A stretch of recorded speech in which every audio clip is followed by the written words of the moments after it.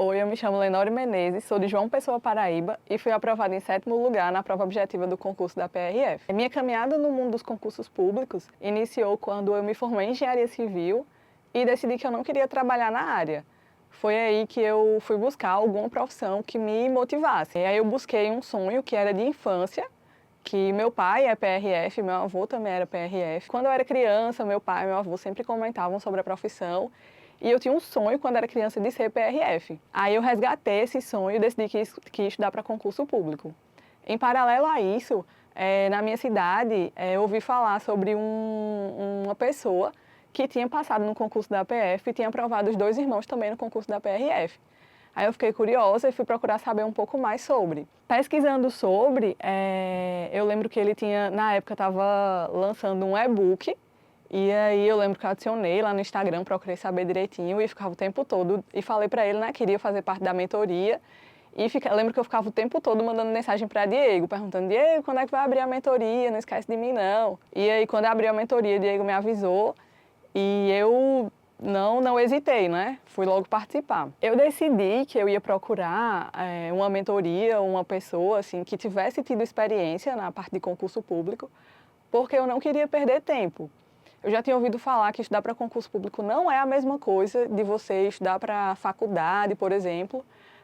Eu sempre estudei, assim, na escola estudava, para a faculdade também sempre estudei, mas eu, formada em engenharia civil, nunca tinha tido contato, por exemplo, com as matérias de direito, isso me assustava. Foi aí que eu decidi procurar pessoas que tivessem experiência na área para que pudessem encurtar esse caminho rumo ao meu objetivo, que era ser aprovada no concurso da PRF.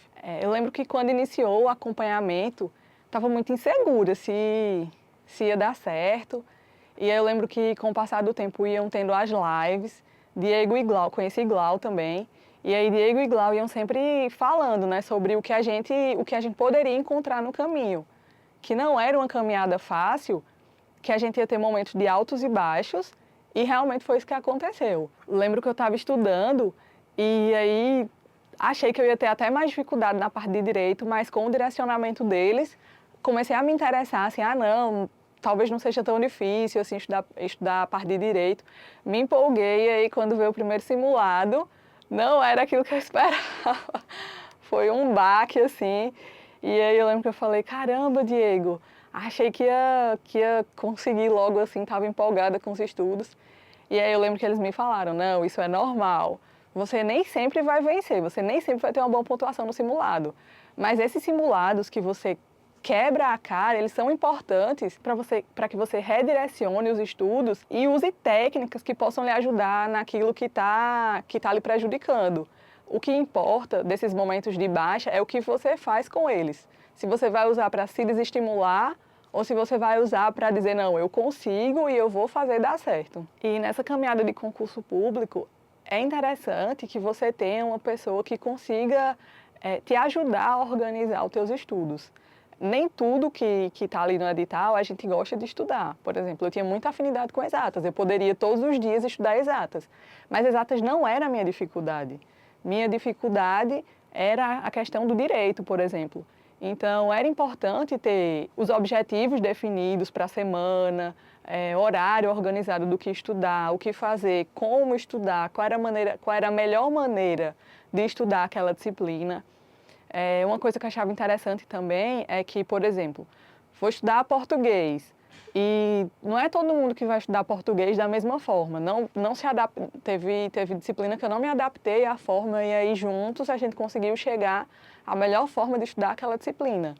E é isso que é importante, porque faz você não perder tempo. Você pode passar 5 anos estudando para um concurso público. Às vezes, 3 anos você passa tentando entender como é que funciona o estudo para concurso público e 2 anos efetivamente andando para frente, digamos assim. Ou você pode buscar pessoas que tenham experiência na área e encurtar esse caminho para você. Você vai estudar 2 anos de maneira correta, você não vai perder tempo do seu estudo organizando, entendendo como funciona o estudo para o concurso público. Lembro que quando eu comecei a estudar para o concurso público, eu queria que o edital saísse logo. Porque eu ficava assim, caramba, não sei quando é que vai sair o edital, vai sair daqui a 3, 5 anos. E aí, quanto mais eu ia estudando, eu ia percebendo que precisava de um tempo para para me sentir preparada para a prova. E aí, quando começou, assim, as notícias de estar perto de sair edital, aí eu já comecei a ficar apreensiva. Ai, meu Deus, espero que demore mais um pouquinho, que eu não estou me sentindo preparada. Eu acho que é isso, assim, que às vezes, quando você não conhece, quando você não tem muito conhecimento na área, quando você não está estudando, você quer que saia logo. Mas quanto mais você estuda, às vezes menos você acha que está preparado. Você quer mais um tempinho, mais um mês, mais 2 meses. Aí, quando estava perto de sair o edital, comecei a ficar apreensiva. Conversei muito com o DB Iglau sobre isso e aí saiu, né, o edital. Depois das notícias lá, daquela preparação, saiu o edital. E aí era o que eu pensava desde o começo dos estudos, assim, como vai ser o meu pós-edital, que eu acho que é uma fase muito importante. Aí lembro que a gente fez uma live, todo mundo, o DB Iglau explicou a gente direitinho como é que ia ser e direcionou o nosso estudo. Estudo pré-edital foi uma coisa, estudo pós-edital foi outra coisa. E aí direcionou e eu acho que essa fase é muito importante. E foi aí que eu percebi que quando saiu o pós-edital, que a gente organizou como seriam os estudos, eu percebi que eu não tinha tido tempo de errar, que meu estudo realmente tinha sido deficiente, mas fica aquela ansiedade, né? Aí agora abriu o edital, a gente tá com prova marcada. Só que o meu edital quando abriu o edital foi na época da pandemia. E aí a gente ficava naquela dúvida, assim, já tem, né, a ansiedade do concurseiro. E aí a gente ainda tinha aquela dúvida de se a prova ia acontecer, quando ia acontecer. Não tinha tido prova de concurso público, assim, grande até então, nessa época de pandemia. E o concurso da PRF foi o que acho que abriu as portas para os concursos voltarem, as provas de concurso voltarem a acontecer. O concurso público é muito dinâmico. Eu me preparei, me inscrevi em algumas provas, e aí eu me preparei para fazer a prova da PF, como teste, e aí tudo mudou. A prova da PRF veio primeiro, e aí eu lembro que eu fui para a prova, assim, agora é tudo ou nada. Foi assim, então, me preparei para fazer uma prova teste antes, mas foi a prova da PRF, e aí eu fui para o tudo ou nada. Eu lembro que na semana da prova, estava muito ansiosa, e aí algumas pessoas se sentem culpadas por não manter o ritmo de estudo na semana da prova. Só que aí eu já tinha confiança, assim, total em Diego e Iglau, e eu lembro que eles disseram assim, dê uma aliviada, porque o conteúdo, digamos assim, você já estudou, agora você precisa preparar sua mente para a hora da prova. E eu lembro que minha semana foi a semana da prova, uma semana bem tranquila, assim, e eu não me sentia culpada por estar fazendo daquela forma, porque eu tinha o direcionamento de pessoas que eu confiava e que tinham experiência na área. E aí chegou o dia da prova, eu fui lá, na ansiedade lá em cima, mas aí eu sentei, lembro que no dia, acho que na noite anterior, alguma coisa, ou foi no dia ou foi na noite anterior, Diego mandou mensagem falando, né, assim, que a gente tinha se preparado, que eu tinha me preparado para a prova e que agora era a hora de colocar em prática tudo que eu tinha aprendido e que eu fosse confiante de que o que podia ser feito a gente já tinha feito da melhor forma possível. Aí eu fui para a prova.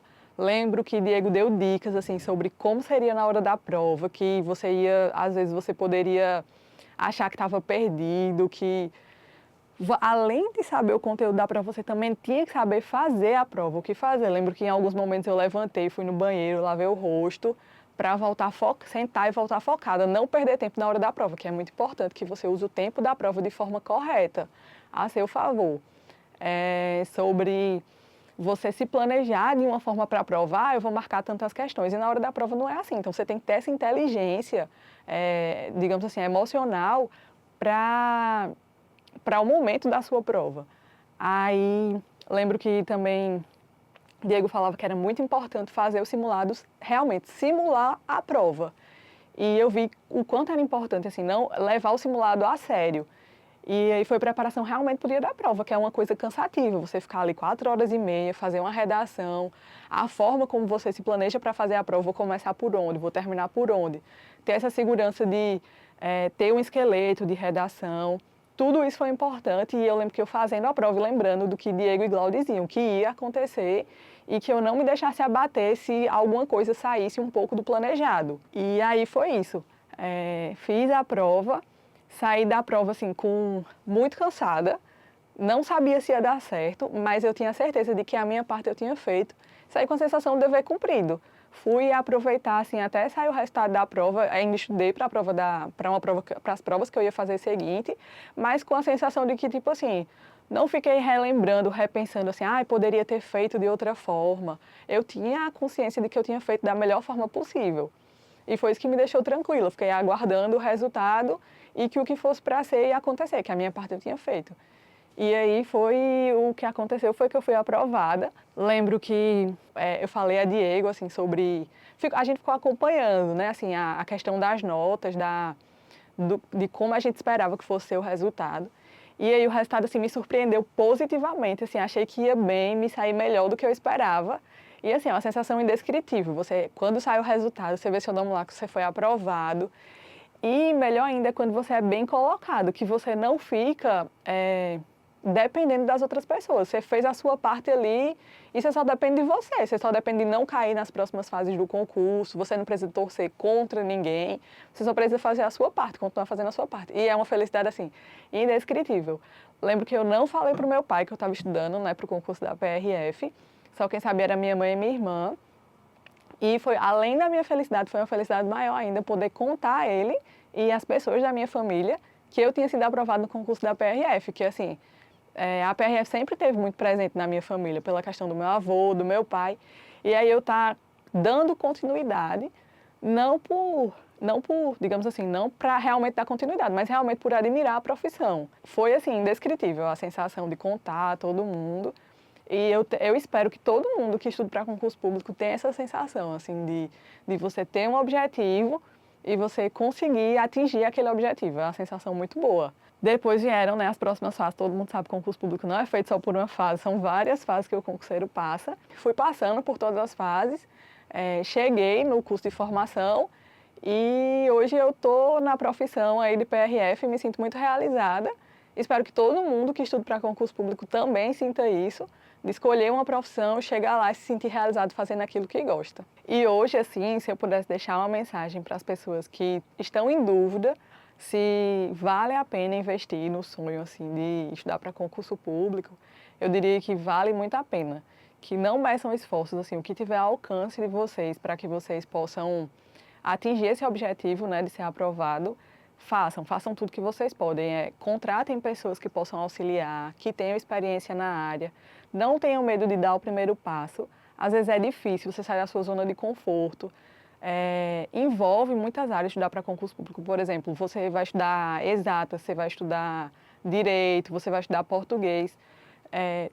Não é assim, ninguém é bom em tudo. Então, assim, não tenham medo das suas dificuldades, encarem, porque você só vai chegar onde você quer se você sair da sua zona de conforto. Se você der o seu melhor, é um trabalho que você tem que fazer todo dia. Todo dia você vai, não é todo dia que você está afim de estudar, tem dia que você está afim de, sei lá, de aproveitar, de descansar, mas é uma coisa necessária, assim, todo dia que você tem aquele objetivo, eu tenho essa meta para cumprir hoje. Sente e faça o que tem que ser feito, porque assim, vale a pena. E a gente só consegue chegar onde a gente almeja se a gente se esforçar todos os dias. Então, deem o primeiro passo, se é o sonho de vocês, deem o primeiro passo para isso. E é isso. Com determinação e com força de vontade, eu acho que todo mundo consegue chegar lá. Não existe incapacidade para quem é persistente e para quem é ousado. Então, busquem o sonho de vocês e vai dar certo. E como o Diego e Glau sempre falam, pau na máquina e ouse passar.